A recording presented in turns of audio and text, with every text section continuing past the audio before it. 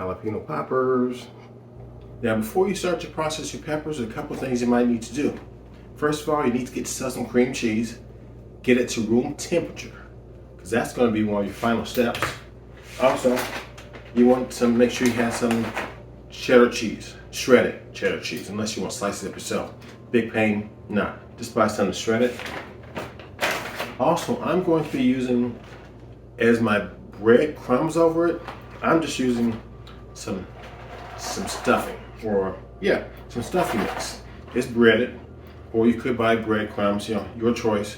I'm just using this because it's what I had in the house. Also, I have,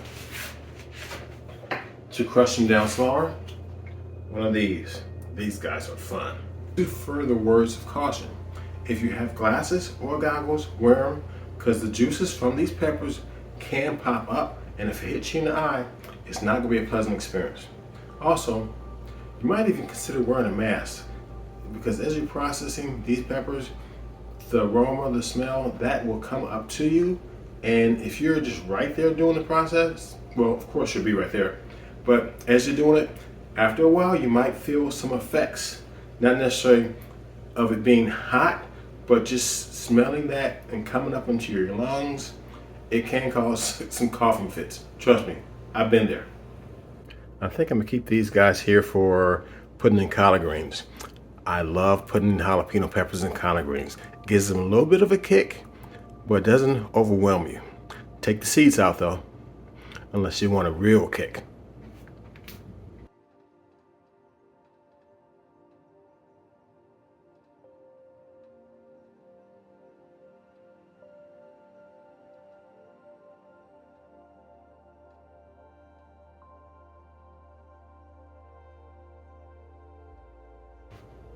One thing about all these seeds, I'm going to be saving some of these. I may save 50. I'm probably not going to plant that many. But for next spring, I'm using my own seeds.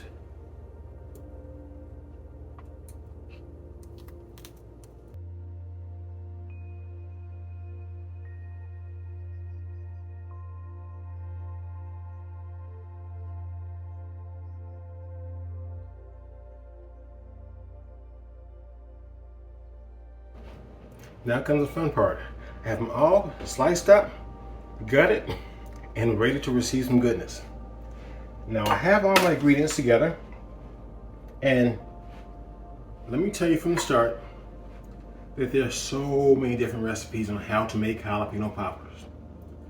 I took some from this, took some from that, add a little something different, but these are my ingredients.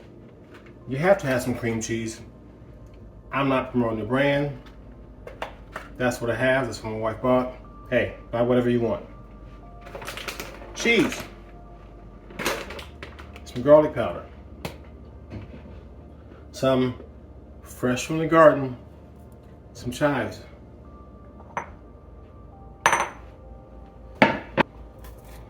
So let me cut my chives up into nice small bits.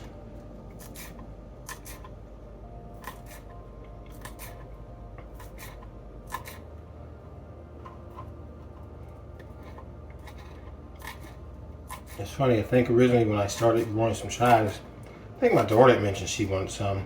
So I started growing some and I had plenty. I'm like, what am I going to do with these things? I mean, I knew you can always use them not sweet potatoes, on baked potatoes. But I really wasn't sure what else I was going to use them for. But sometimes I grow it, I figure it out as I go. I figure as long as someone wanted them, needed them, and I could grow them, why not? Try not to have any long pieces here. Bear with me. Okay. That seems pretty reasonable.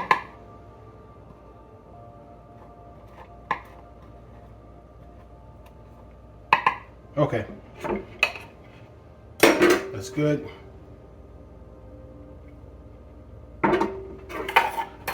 Oh, and by the way, I did save my seeds. These seeds, some I'm going to save for replanting next spring. Some of these I'm actually going to put inside maybe 3 or 4 just to test them out and see how spicy they do get.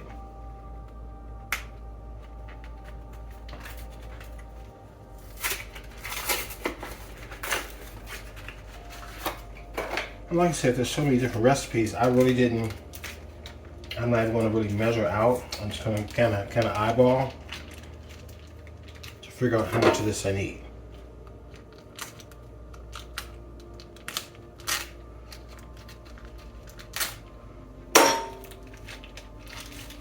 Every recipe that I saw had different amounts. Some had different things. Some people like to take these and wrap them in bacon. Bacon. Bacon. Bacon, bacon.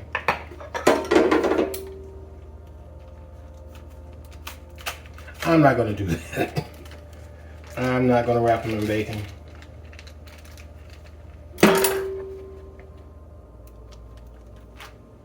So for starters, I took about 3/4 of the cream cheese from there. Now, once again, here's an area where some people's recipes differ. Some people prefer to put, well, before I get to the cheese, let me put some garlic in here. Why garlic? Garlic is an essential ingredient to a lot of recipes. It's supposed to be good for your health.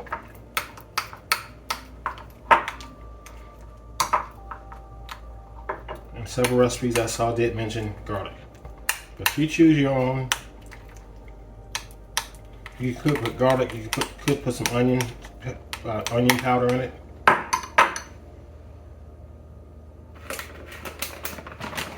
Now some people, like I said, with different recipes, some people don't mix the cheese don't mix the cheddar cheese into the cream cheese. Some people just sprinkle the cheddar cheese on top. I'm going to do a combination of the both, of two. Sorry about that, I had to readjust my camera angle. Well, like I said, I used about 3/4 of the package of cream cheese. I had a bunch of cheddar cheese that I sprinkled in it. And now I'm going to take the chives. I guess I could have mixed it all at one time. But now I'm going to take the chives, mix them in. See if I think I may be able to use them all. See how these taste. Yeah, I'm going to use them all. Yeah. Season to your own taste.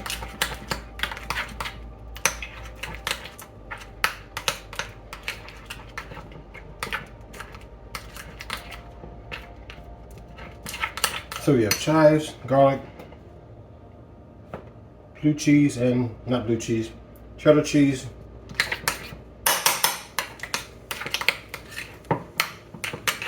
cream cheese.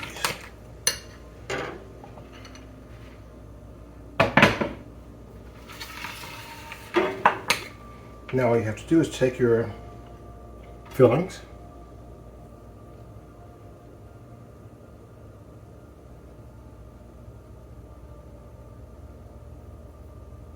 spread it nice.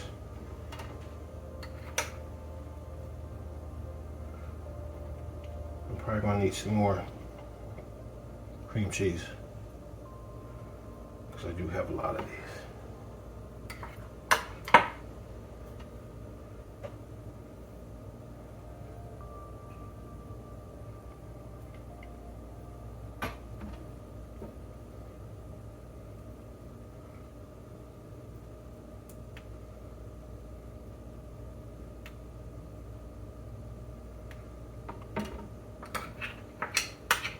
Yep, definitely gonna need more cream cheese.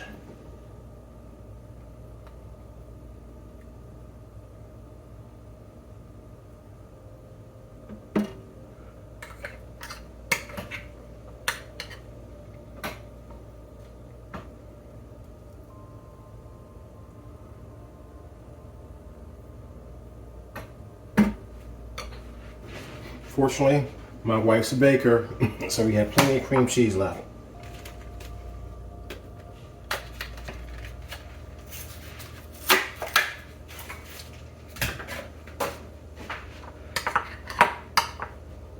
And no, my wife is not a baker per se, but she can bake.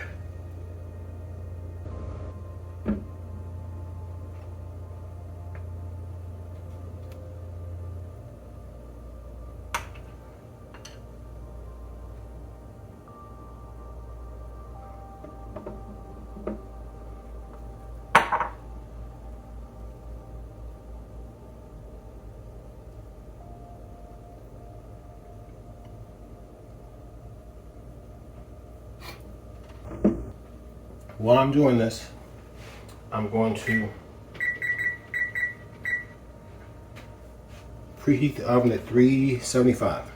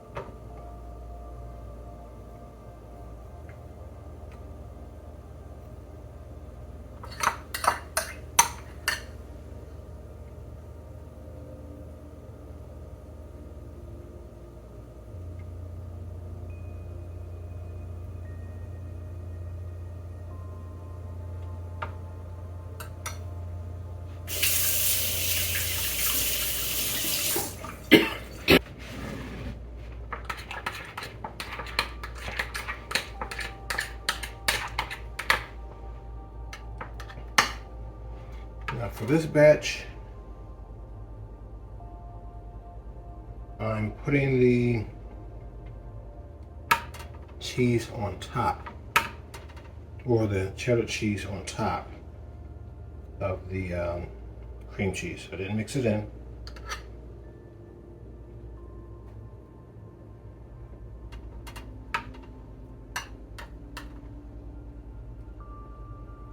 Get to run out and cut some more chives.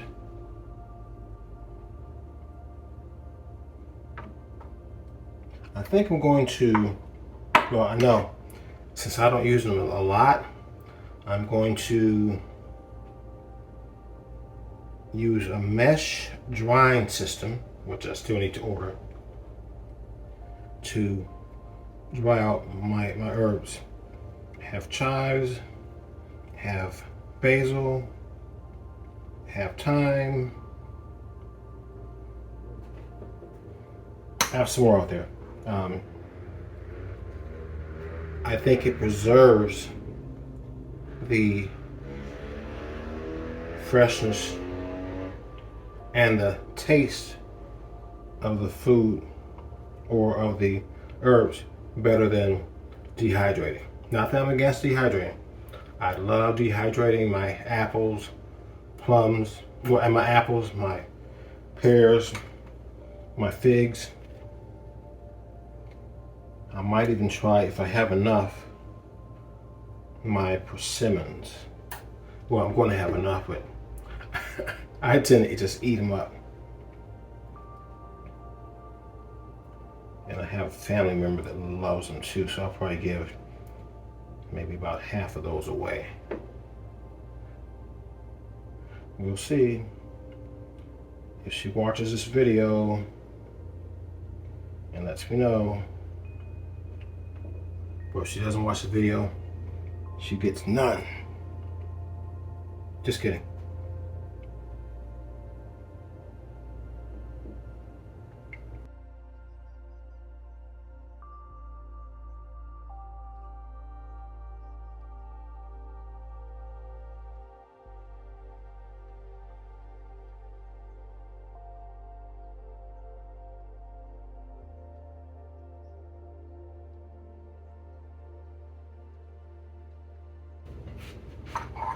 Now that those are nice and filled in,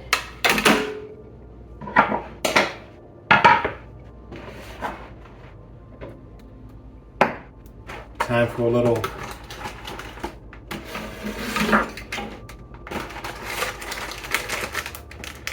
pounding on these guys.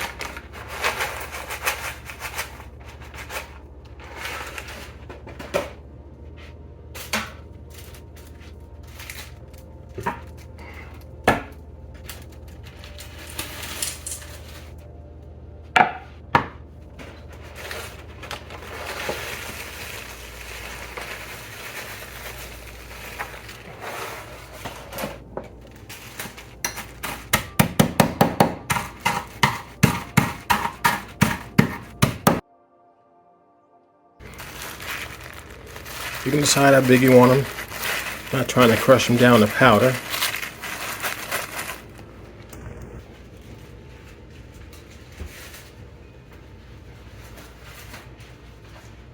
Oh, I almost forgot. These guys here, I'm putting the cheese on top.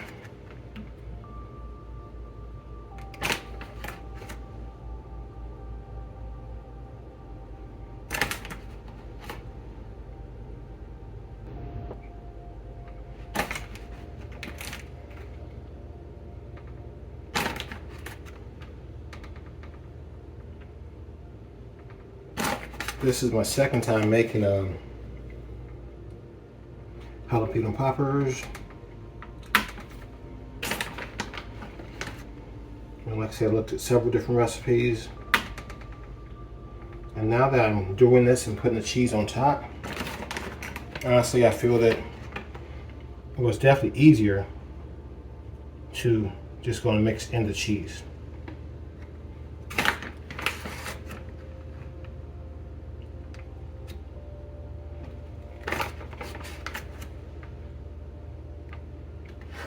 But maybe, just maybe, I'm adding more cheese to each jalapeno popper.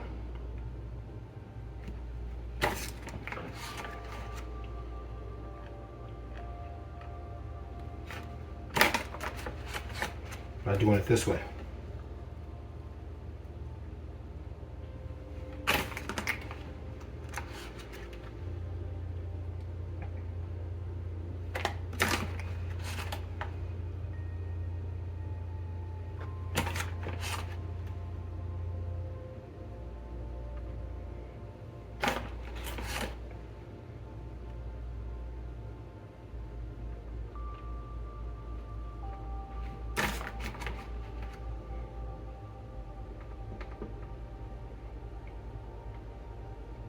So what do y'all think?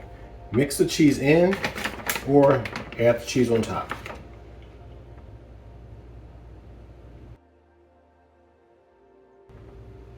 And as I mentioned, I'm going to put some seeds on a few of them.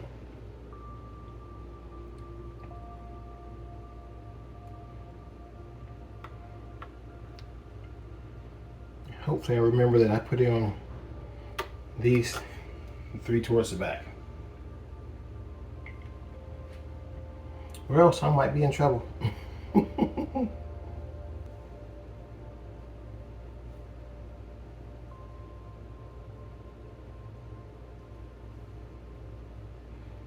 Oh jeez, I might have overdone it on the seeds, but we'll see. Last step. Sprinkle this on.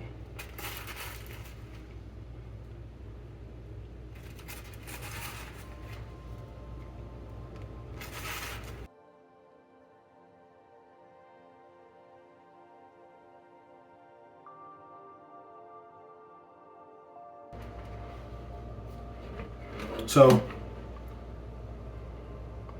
I hope you guys can see that well. So, it's preheated at 275 or 375.